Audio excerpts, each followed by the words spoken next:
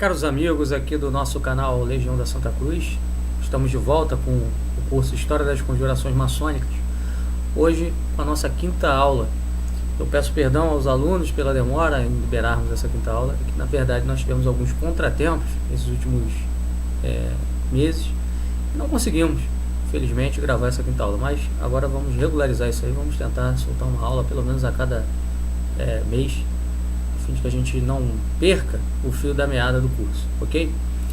Pessoal, então a gente vai fazer aqui uma breve recapitulação do que falamos na última aula, onde tratamos aqui um pouco da problemática dos templários na sua relação com o mundo islâmico, como os templários foram adquirindo atitudes, condutas de cunho ecumênico e etc. E ficamos de terminar para tratar nessa quinta aula a respeito da questão da relação dos templários com a seita dos assassins, uma seita presente ali no mundo do Oriente Médio, uma seita islâmica, e que vai ajudar muito a explicar o porquê do processo contra os templários, lá já no início do século XIV, Papa Clemente V, o rei Filipe o Belo, etc. A gente vai tentar traçar alguns pontos-chave para poder esclarecer isso aí, ok? Então vamos lá. A gente começa hoje então falando sobre esse grupo, né? A chamada seita dos assassins, que era uma seita muito presente ali no mundo do Oriente Médio. E para a gente poder entender bem isso, nós temos que lembrar o seguinte, né? Quando os templários se estabelecem na Terra Santa, a grande maioria dos reinos islâmicos ali presentes, dos sultanatos, etc., são sunitas. Lembrar que no Islã existe uma divisão entre sunismo e xiismo, e os sunitas são a maioria do secto, de seguidores do islamismo, sendo que os xiitas são a minoria. Então você tinha como maioria um grande conjunto de reinos sultanatos sunitas e alguns reinos xiitas, reinos esses ligados aí à seita dos assassins, tá? Sobre essa questão é importante ressaltar também o seguinte: em 1229, né, o imperador Frederico II, também chamado de Frederico Barba-Ruiva, imperador do Sacro Império Romano Germânico, né, do Império Alemão, que era a Alemanha na época, era um império central ali da Europa, e Frederico II ele buscava um papel de liderança, né, sobre o mundo europeu, sobre a cristandade, e também um papel de liderança no Oriente Médio. Porém, nós sabemos que a Igreja tinha dado à Ordem dos Templários uma série de privilégios para atuar na Terra Santa, porque não havia uma confiança perfeita por parte dos papas, por parte dos bispos, em relação à nobreza europeia, né? Já tinha dado várias vezes prova de que muitas das vezes atuava mais por ambição terrena, por ambição material, do que por zelo pela cristandade. Então, a criação da Ordem dos Templários, ela atendia muito a isso, né? A ideia de você criar uma milícia sagrada, uma milícia santa, uma milícia de soldados que realmente zelassem pela cristandade, que ficassem atrelados ao Papa e à Igreja e não traria um inconveniente dessas ambições acabarem interferindo naquilo que era o projeto, o ideal, o objetivo da Igreja, né? Então, em 1229, o que acontece? Frederico II, né, ele é coroado rei de Jerusalém. Ele entra na Terra Santa, conquista, ou melhor dizendo, reconquista Jerusalém para os cristãos e se coroa rei de Jerusalém, ok? Bom, só para a gente lembrar, nas cruzadas anteriores, o que tinha acontecido é que Jerusalém tinha sido perdida, né, para Saladino, sultão de Damasco, que inclusive era um sultão sunita. E os templários não queriam uma retomada de Jerusalém que ficasse na mão de Frederico. Por quê? Porque Frederico ele tinha problemas vários com a igreja. Ele tinha uma série de atritos ali com o Papa e tal. Ele possuía, por exemplo, possessões em algumas áreas da Itália, para onde ele tinha levado sábios islâmicos. Se não me engano, a Universidade de Bolonha vai ser um centro para onde esses sábios vão acorrer graças ao apoio de Frederico II, que queria transformar tal universidade num centro de estudos, o maior centro de estudos da Europa, né, eclipsando aí Paris e outros lugares e outras universidades, ok? Então, havia inclusive acusações contra Frederico, dizendo que ele era um cripto-islâmico e etc. De maneira que não havia uma confiança dos templários em face a Frederico II. Tá? E um outro ponto também importante, né, é que Frederico II ele negociou a retomada de Jerusalém com os sunitas do Egito. Tá? Então aquilo para os templários soou como uma grande traição, porque os templários eles tinham nos sunitas os seus grandes inimigos. Daí o fato dos templários aliarem-se, não é, aos xiitas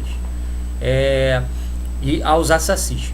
Uma coisa também que ressoa nesse momento aí histórico é que, por exemplo, a nobreza franca, né, que conquistou Jerusalém em 1099 durante a Primeira Cruzada, né, Godofredo de Bouillon, Raimundo Toulouse, etc.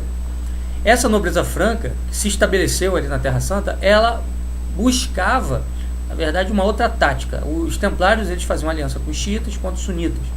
Os nobres não, eles já lutavam contra todos os grupos islâmicos que haviam ali. Já Frederico II fez uma outra política, adotou uma política diplomática com os sunitas para poder recuperar Jerusalém. Isso aí não foi bem visto pelos templários, ok? Então é nesse contexto aí também que a relação dos templários com os xiitas, com os assassins, vai aumentar, vai ampliar. Quer dizer, todo um contexto que explica a aproximação mais ampla entre os xiitas, dos assassins, e os templários, ok? Bom, vários autores eles tratam dessa questão da aproximação templária e assassins, como por exemplo o Pierre Boulle, né, que tem um livro sobre a cruzada do imperador Frederico II, ok? Então eu queria citar aqui alguns pontos importantes sobre esse assunto. Vamos lá. Uma das acusações que se fazia aos templários era uma amizade e até uma filiação encapotada ao islamismo, quando a gente lembra aí da simpatia que existia dos templários pelo xiismo ismaelita. Tá? A ordem dos assassins ela se filiava a esse xiismo ismaelita, ok? E se constituía num ramo esotérico desse xiismo ismaelita. Tá? Esse xiismo ismaelita ele derivava de um movimento que era o movimento dos nizaristas, e ele se mantinha fiel ao primogênito do califa fatímida Al-Mustanzis. Tá?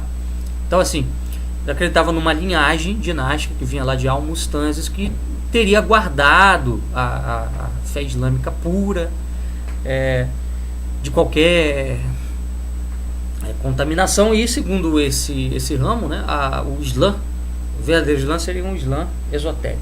Tá? Enfim, o que acontece? Esse califa fatímida Al-Mustanzis, ele foi assassinado, mas depois um grupo continuou mantendo a tradição desse califa, e esse grupo passou a ser conhecido como assassins, o grupo dos assassins. Eles se estabeleceram no norte do Irã, tá bom? E depois foram para o Elbrus, um maciço montanhoso, e se fixaram numa fortaleza chamada Fortaleza de Alamut, correto? E a partir dali eles começaram a fundar, né, uma ordem militar nos moldes templários, só que com caráter islâmico, tá bom? Isso tudo aí em 1094, quer dizer, mais ou menos na mesma época em que as cruzadas começam. Só que não existe evidentemente nenhuma relação direta entre templários e assassins. Quer dizer, ao mesmo tempo que os templários estão sendo formados no ocidente cristão, os assassins estão se estruturando lá no Oriente Islâmico. Tá? Eles se estruturaram como uma sociedade fechada, hierarquizada, uma sociedade secreta, e tinham como autoridade máxima um mestre chamado Sidna. Sidna vem de senhor, tá? Eles também chamavam o senhor ou Sidna de Sheikh el-Jebel, que significa o Todo-Poderoso. que era visto por eles como uma prerrogativa do Arcanjo Miguel, tá? Então aí tem várias referências aí, gnósticas, esotéricas, ao Arcanjo Miguel também. Esse líder, o Sidna, era chamado também de o Velho da Montanha, tá? Por quê? Justamente por causa da fortaleza de Alamut ficar no Elbrus, tá ok? E eles tinham no sunismo um inimigo mortal, tá? Tanto político, quanto militar, quanto religioso. Então os assassinos eles faziam de tudo para desestabilizar esses reinos sunitas aí da região e irem expandindo o poder xiita na área. Por isso que os templários fazem aliança com os xiitas dos assassinos, tá? Uma coisa também interessante é que essa ordem ela vai conquistando possessões à medida que os templários também vão ganhando espaço. Então, quer dizer, as conquistas templárias no Oriente abrem caminho também para as conquistas dos assassinos. E isso começa a criar uma série de acusações. Olha, tem uma relação aqui dos templários com os assassinos, etc. e tal. Tá? Uma coisa também que trouxe muita desconfiança em relação a essa amizade entre templários e assassinos, tá? Foi que em 1236 os templários foram censurados pelo Papa Gregório IX, tá? Justamente por causa dessas alianças aí com os assassinos, tá bom? Os templários explicavam que isso era uma tentativa de enfraquecer a corrente majoritária do Islã, o sunismo. E teve um outro ponto também, aliás, um outro fato que também foi decisivo, que foi o seguinte, tá? Por exemplo, o mestre Robert de Craon, que era o mestre do templo, né? Ele tinha amizade com o sultão de Damasco, e isso trouxe a possibilidade que o rei de Jerusalém, o Fulks Danjou, tá? Pudesse estabelecer uma aliança com o sultão de Bagdá. Isso ali durante as cruzadas. E, enfim, isso aí foi devido a essa relação, né, dos templários com essas alas aí islâmicas. Eles também faziam, às vezes, tratados com grupos sunitas e eram até chamados para intermediar tratados com grupos sunitas, ok? Porque os templários eram vistos como homens diplomáticos, homens que mantinham a sua palavra. Então havia, de fato, nisso tudo, algo de diplomacia, tá? Que às vezes também acontecia com grupos sunitas. Tá? É o caso do rei de Jerusalém, Fulks Danjou ali, o tratado com o sultão de Bagdá, o sultão de Damasco, com os templários intermediando. Mas isso também trouxe a penetração de crenças esotéricas, ok? Isso também aconteceu. Bom, vou continuar aqui, tá?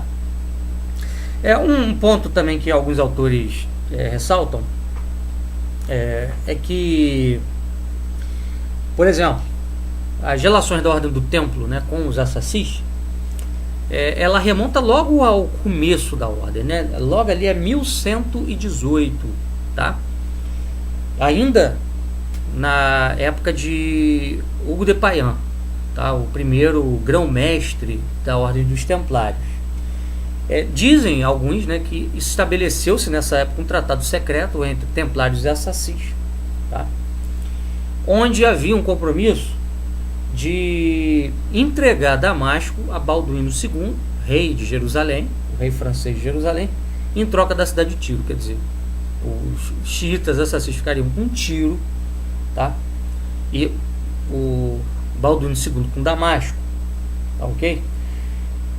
Bom, vários cronistas também falavam do seguinte, de laços muito estreitos entre as duas milícias. Por exemplo, era muito frequente a visita de dignatários templários à fortaleza de Alamut dos assassinos.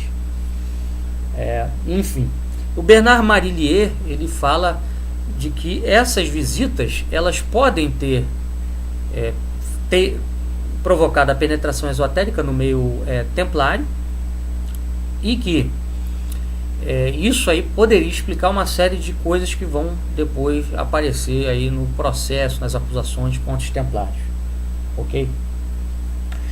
Tem um autor que também diz o seguinte, o Paul do Bray.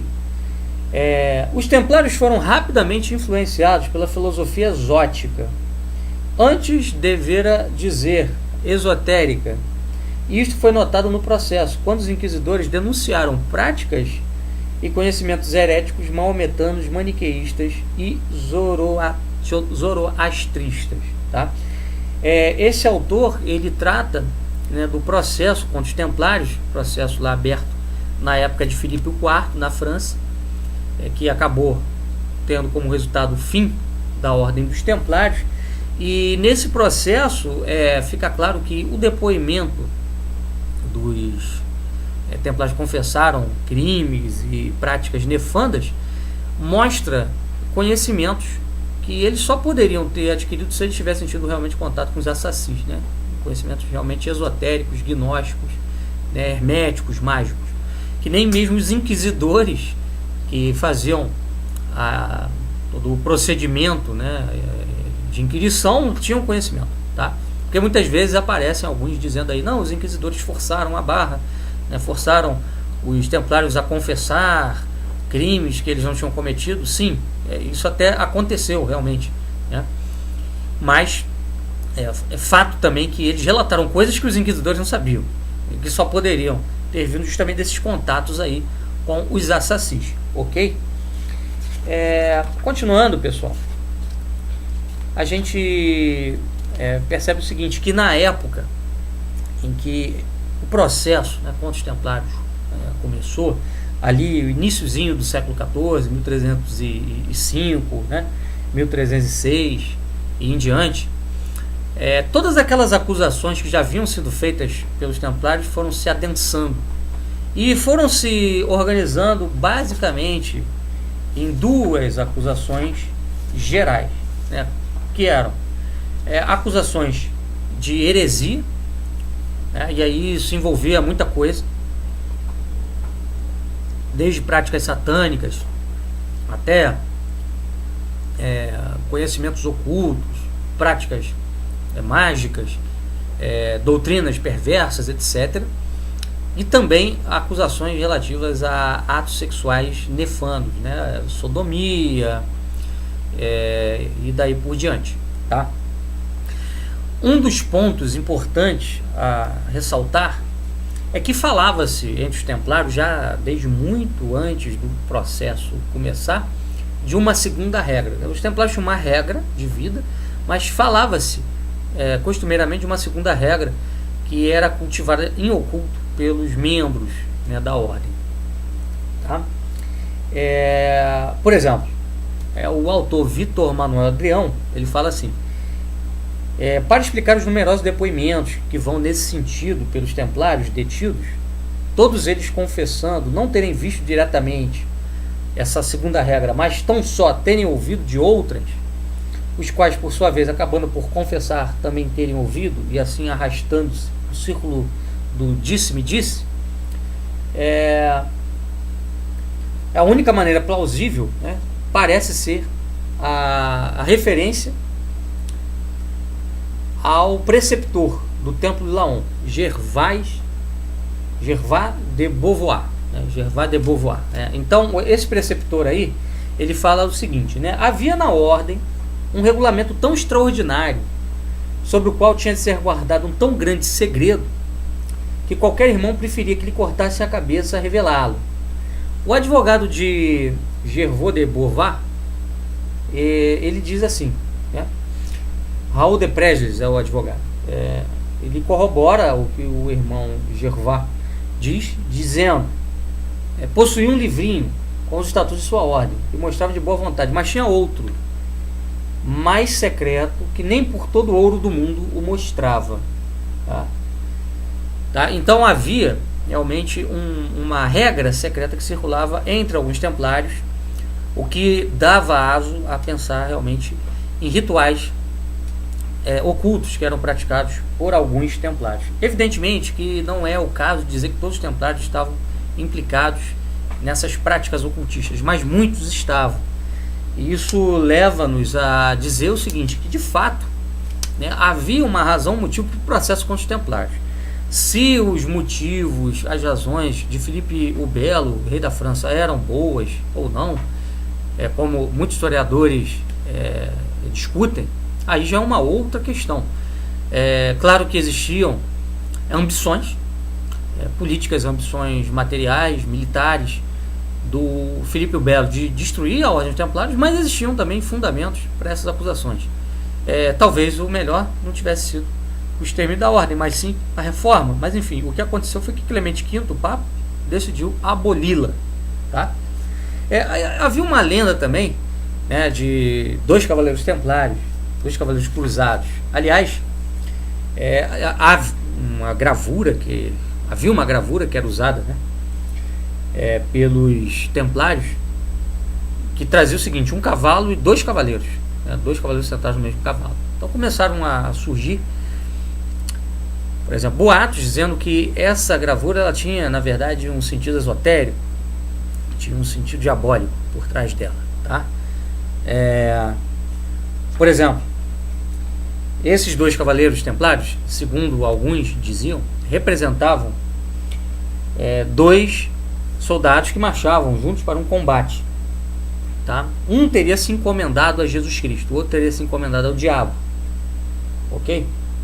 O que se encomendou a Jesus Cristo ficou ferido, e o que se encomendou ao diabo saiu ileso. Então esse que se encomendou ao diabo fez a proposta para o outro que tinha se encomendado a Jesus Cristo, a proteção de Jesus Cristo, que ele tinha se encomendado a um Senhor mais poderoso do que Cristo, que seria o demônio, e que era preciso que ele também se iniciasse e que se tornasse também servo do diabo. Tá? Bom, essa gravura, né, de um cavalo e 2 cavaleiros, na verdade, se refere aos 2 fundadores, né, da ordem, Hugo de Payens e Geoffrey de Saint-Omer, ok? Que foram os 2 primeiros cavaleiros aí a fundarem os Templários. Mas depois isso foi ganhando um sentido malévolo e foi sendo usado inclusive pelos acusadores dos Templários para incriminá-los. Enfim, o que parece é que realmente essa coisa toda de iniciações, né, diabólicas, ocultistas, foi ganhando força mesmo na ordem. Tá? Essas lendas, né, esses boatos foram crescendo, não eram sem razão. A gente falou bem sobre isso, né, na última aula, mostramos inclusive símbolos, falamos inclusive de símbolos, né, esotéricos que são encontrados em túmulos templários. Tá? Isso é referido por vários autores sérios. Então não é uma coisa assim de teoria da conspiração ou de gente que quer levantar uma calúnia contra os templários gratuita. É bom lembrar também que as acusações contra os templários não foram criadas por Filipe IV, Filipe Belo da França. Filipe o Belo da França, desculpa. Elas já existiam. Né? Filipe o Belo, ele apenas se valeu daquelas acusações para incriminá-los. Elas já existiam, já haviam vários problemas entre os templários e a igreja, os templários e a nobreza, que acabaram explodindo no processo, lá de 1300 e tanto, 1307, daí por diante, onde o Papa Clemente V acabou, tá, terminando, né, abolindo a Ordem dos Templários. Uma coisa importante de notar nisso tudo é que essa ordem ela foi abolida não por uma questão assim judicial. O Papa, na sua bula de abolição da ordem, ele justifica a atitude dizendo o seguinte, que a abolição se dava por uma razão prudencial, ou seja, como a ordem tinha virado um motivo de contenda e de disputas, de ódios muito aferrados dentro da cristandade, era melhor prudencialmente dissolvê-la. Isso permitiu que elementos da Ordem dos Templários conseguissem fugir da França. Os que conseguiram escapar das condenações fugiram da França e foram para outros países, né? Principalmente para a Escócia e para Portugal. Desculpem. O grão-mestre dos Templários da época, que era o Jacques de Molay, ele foi morto, né, na fogueira, foi condenado. E cabe lembrar também que no documento de Chinon, onde estão consignadas as confissões da liderança templária, né, que se encontrava presa lá na França, houve confissão, inclusive, de diversos atos de sodomia, né? Homossexualismo. Sodomia é homossexualismo. De bruxaria, de satanismo, etc. Né? Por exemplo, um dos que confessaram chegou mesmo a dizer que quando ele foi iniciado nessa segunda regra, né, ele tinha que cuspir na cruz, e que ele não cospe na cruz, ele cospe na direção da cruz, mas para baixo e tal. Então, assim, realmente houve várias confissões nesse sentido, mostrando que de fato havia alguma coisa estranha nessa questão toda. E o Concílio de Viena, que foi reunido, se não nos enganamos, em 1311, para decidir essa questão dos templários, ele não chegou a uma conclusão, né? O que mostra assim que não havia como afirmar a culpabilidade de todos os templários, mas também não tinha como absolver todo mundo, né? Como alguns queriam. Por quê? Porque de fato essas acusações já vinham de longo tempo, de longo prazo, tá? Vamos lá. Uma coisa que a gente tem que lembrar é que essa fuga aí, como a gente falou, de elementos, né, templários para outros países, acabou dando origem a ordens militares nesses países para onde eles foram fugidos, né? Porque o que estava acontecendo ali na França na época? Só para a gente lembrar. Em 1307, né, o Papa ele vira prisioneiro do rei da França, quer dizer, por causa de disputas políticas. O rei da França, Filipe o Belo, ele decide transferir a corte papal para Avignon, na França, sul da França. E praticamente com o objetivo de transformar o papado e a igreja num instrumento, né, do seu poder político. E também a questão da supressão da Ordem dos Templários tinha a ver com esse objetivo, porque a Ordem dos Templários era um exército do Papa, né, um exército da igreja. Então, se você tem a igreja tendo um exército, é uma ameaça ao poder real, né, a soberania régia. Então a ideia era justamente acabar com a Ordem dos Templários para poder promover a soberania régia, né, no caso aí do rei Filipe o Belo, da realeza francesa. Claro que haviam ambições políticas muito grandes, tá? E isso acabou também afetando na supressão da ordem. Mas enfim, uma coisa que é preciso que se diga é que a realeza francesa, durante toda a sua história, sempre teve uma relação muito próxima com a igreja, sempre foi, vamos dizer assim, a defensora da cristandade, né?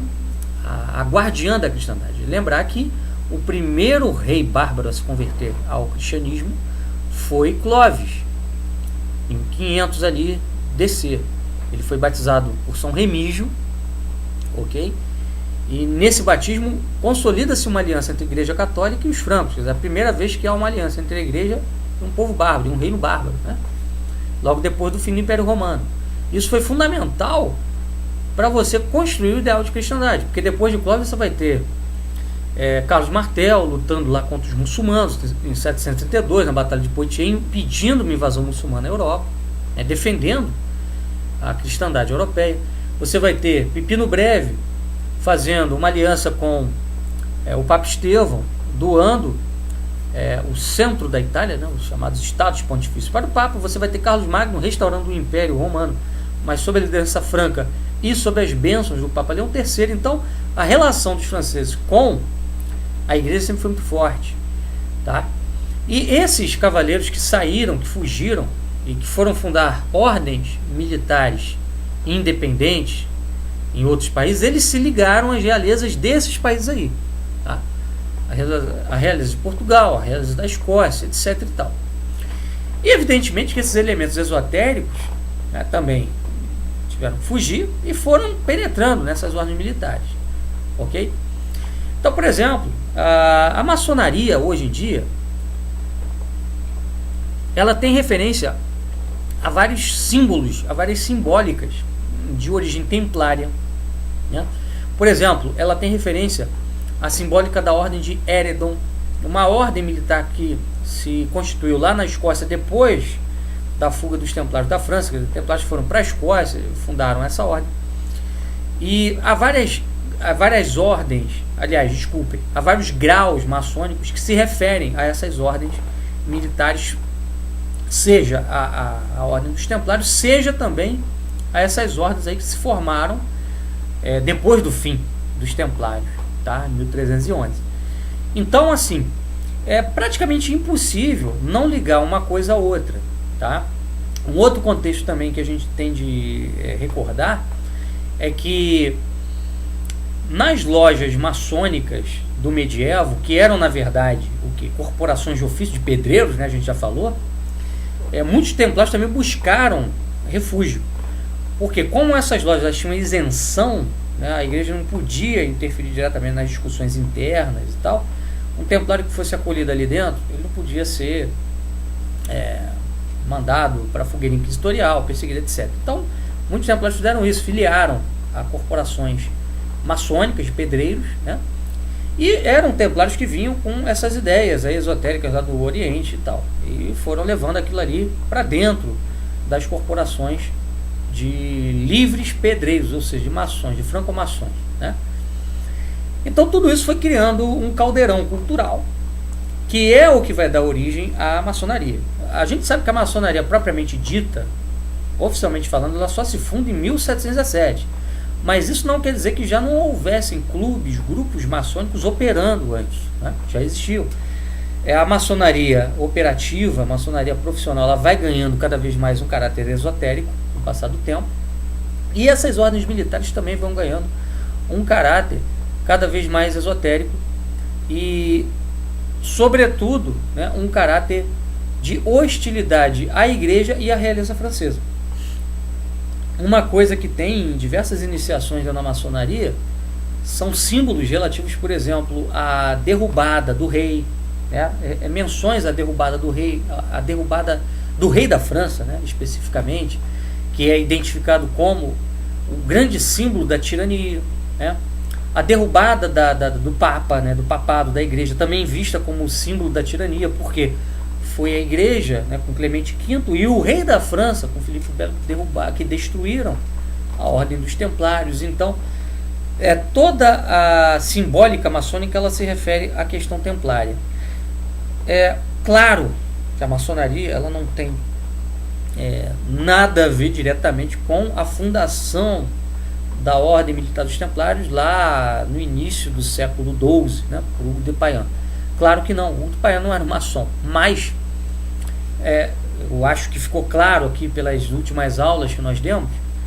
O que fica evidenciado é que foi havendo uma penetração maçônica dentro da ordem dos templários, foi surgindo um grupo de militares templários, de freis templários, né, de religiosos templários, que eram no oculto praticantes de esoterismo, de crenças, doutrinas de ordem gnóstica.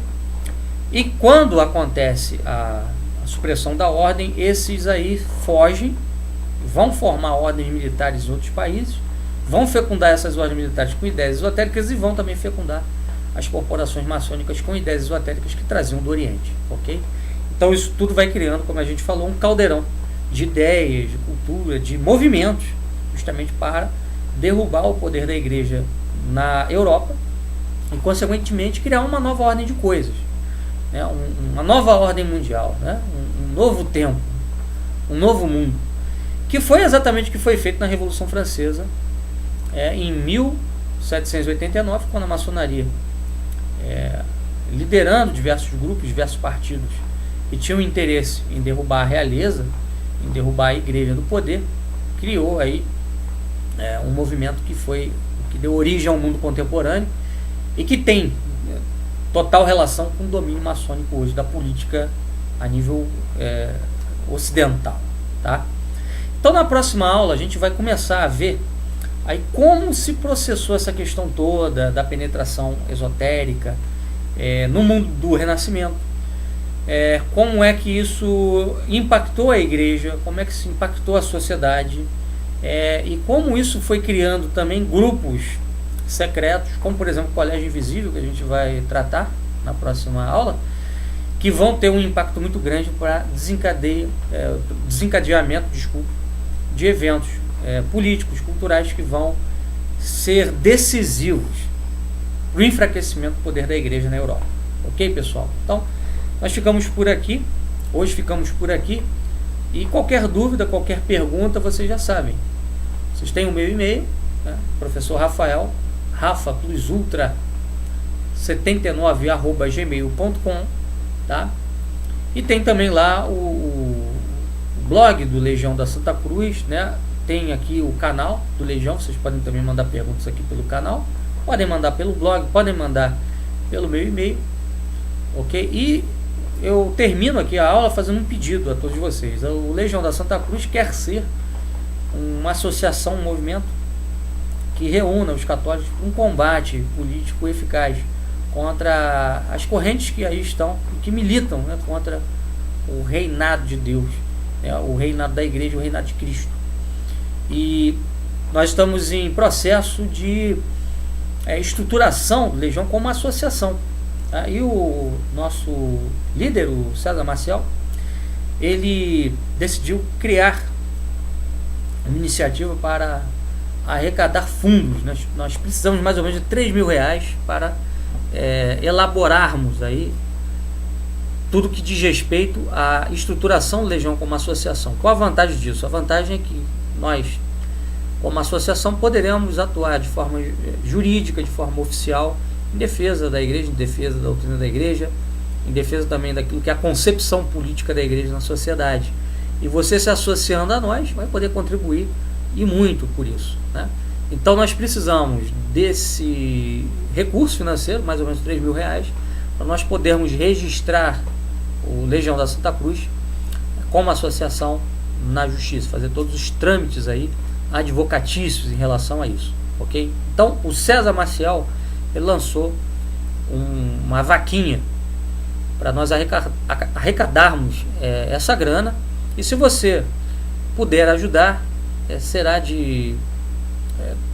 nós teremos uma grande gratidão, né, em relação a essa ajuda aí que você estará nos dando, ok? E peço também que Deus o abençoe por isso, ok? Onde é que você pode encontrar informação sobre isso? Lá no blog do Legião da Santa Cruz, ou então no Facebook. Nós temos a nossa página lá no Facebook, Legião da Santa Cruz. Você também pode encontrar informações a respeito disso lá na página do Facebook. Também pode encontrar informações diretamente com o César Maciel, ok? É só entrar lá no blog ou na nossa página do Facebook e buscar lá o César Maciel e mandar uma mensagem privada para ele. Ele terá prazer de passar para você os dados que são necessários para você fazer essa contribuição. Pode ser contribuição de R$1, R$2, R$3, R$10, não importa. O importante é que você possa ajudar, porque essa iniciativa é uma iniciativa importante para que nós possamos ter vez e voz dentro da sociedade. E nós recentemente lançamos também um manifesto político, um manifesto econômico, que mostra aí, deixa aí claro para todos quais são os pressupostos em cima dos quais nós pretendemos trabalhar, em cima dos quais nós queremos militar aí no campo social, no campo político. São pressupostos de uma democracia orgânica, né, de um Estado que seja pautado pela lei de Deus, não é isso? Uma economia baseada na doutrina social da igreja, e por aí vai. Lá no nosso blog e também na página do Legião no Facebook você encontra esse manifesto, tá bom? Então um abraço a todos, fiquem com Deus, viva Cristo Rei!